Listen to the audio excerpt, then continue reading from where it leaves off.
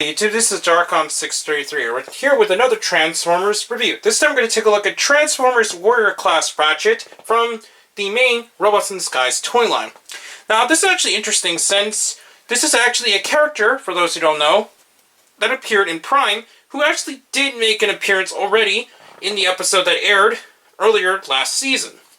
Now, it's actually really interesting since they reused the Strongarm mold, but he actually does include a brand new head, and what's more interesting, one new part that was retooled to actually change the transformation.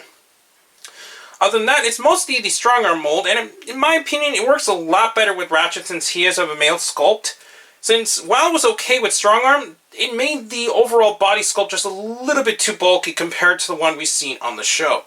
We're now going to take a look at the box. The box shows a really nice profile picture of Ratchet there. Shows that he has the ambulance mode, and he transfers in 10 steps. So now we're going to take a look at Ratchet more specifically. As a comparison, here is Ratchet next to his older counterpart in Prime, and he's just a little bit shorter than the previous release, and I think it works out pretty decently since he is a part of a new animated style. And as another comparison, here he is next to Strongarm. And just looking at them side by side, it's clear that it is mostly the same mold. So now, we're going to move on to the figure itself. The figure maintains pretty much the same exact articulation we see with Strongarm. The head does swivel. You can look up and down a bit.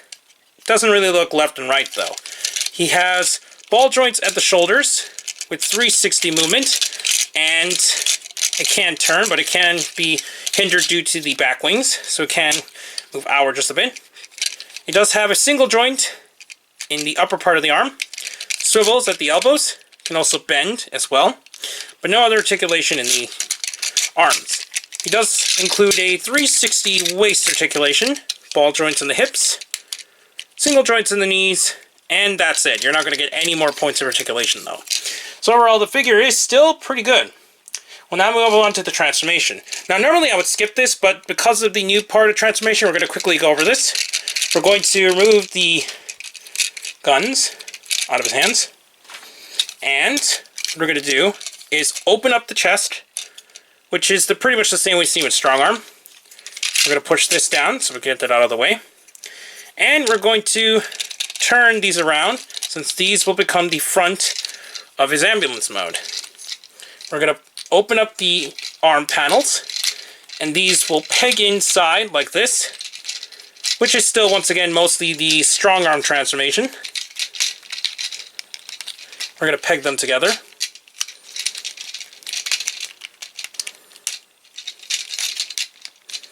So it looks like this. Next, we're going to turn the legs 360, and this is where the transformation changes ever so slightly.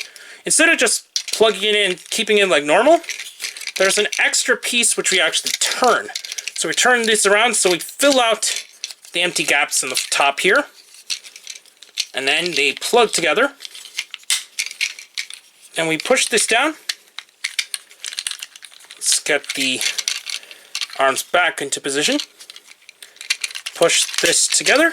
And there we have Ratchet in his ambulance/rescue vehicle mode, which is having a little bit of problems aligning, so apologize. There we go. Piece went over just a bit more than it needed to. So now we plug this together, and now we have him fully in his rescue mode. Unfortunately, it is highly underpainted. A lot of the details are just missing altogether. That was seen on the Prime toy, since it did have all the stripe designs and so on. But this version doesn't have anything. It's just a very bland vehicle mode, and that's one of the worst parts of the toy. The Autobot symbol outline is there, but it doesn't even have an Autobot symbol painted in. So this is really unfortunate for Hasbro kind of cheaping out on the overall design.